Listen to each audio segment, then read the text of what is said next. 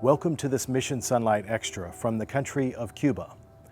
Not long ago, my family and I were traveling in Cuba, and we were assigned by World Youth Group, the ministry we were working with down there, to the city of Palmira in central Cuba.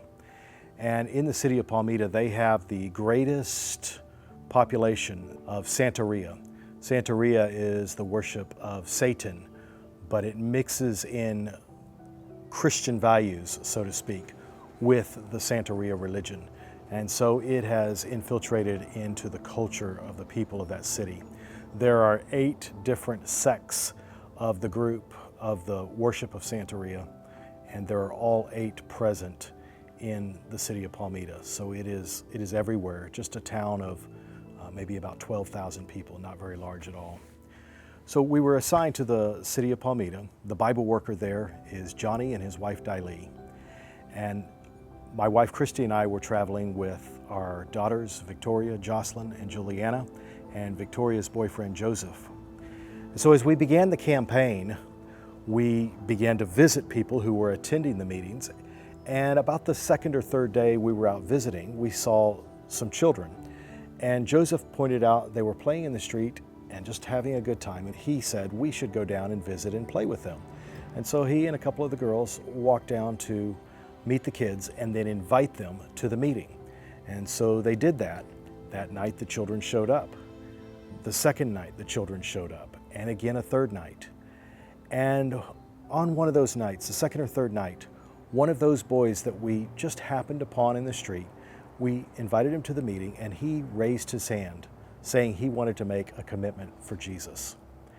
So before, of course, we could baptize him, we needed to have permission from his parents. So we went to visit his home, and in the course of talking with his mother, she began to cry and she began to lament something. But because she was speaking in Spanish, we didn't know at first. And our translator just held us off and said, wait, let me share with you when she's done.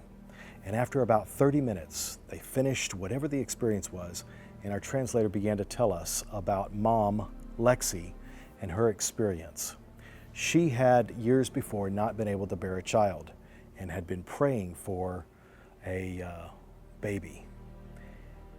And a friend of hers invited her to go to a meeting where she thought there were people there that could help her. Well, at first she said, no, I've been to Santeria, I've been to witch doctors, I've been to regular doctors, no one can help me. I don't want to do anything like that again. And her friend convinced her, go with me to this meeting. I believe they can help you there. And so they went on a Saturday morning to this meeting, and they moved in where the rest of the people were assembled, and they listened to the speaker who was already speaking. And he began to tell the story, a Bible story about Hannah. And the mothers are looking at each other. How could he know? They didn't know that they were even going to be there that day. He didn't know that they were going to be there that day. But as he related the story of Hannah, at the end of his message, he invited the mothers who were barren, who couldn't have babies, to place their hands over their womb, and he prayed for them.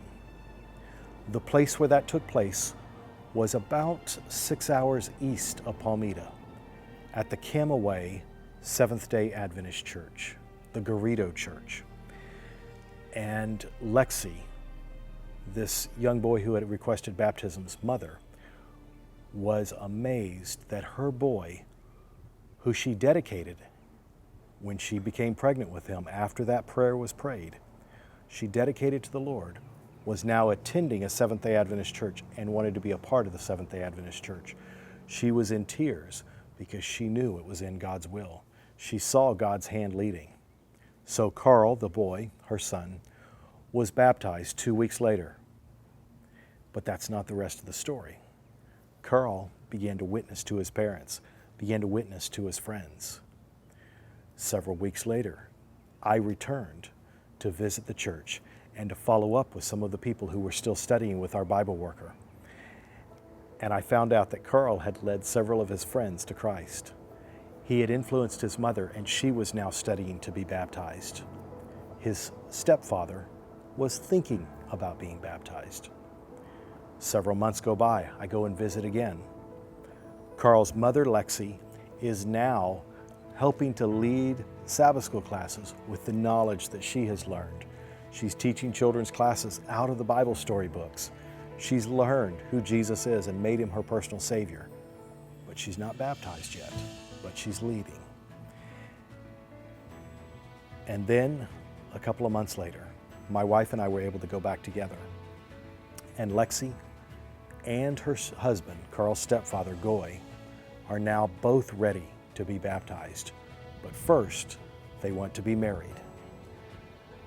And so, officially, not just common law, they became married on Friday night. And then they're baptized the next Sabbath morning. Karel's little brother, Kyler, is now studying to be baptized.